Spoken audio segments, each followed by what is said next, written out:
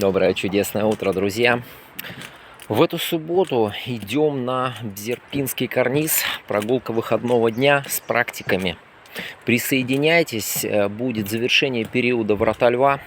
Будем усиливать намерения, создавать намерения, делать различные трансформационные оздоровительные практики.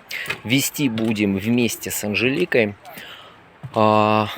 Все подробности под этим видео. Желающих сразу же добавляем в чат. Будем здоровыми, красивыми, счастливыми вместе и навсегда. И до новых встреч!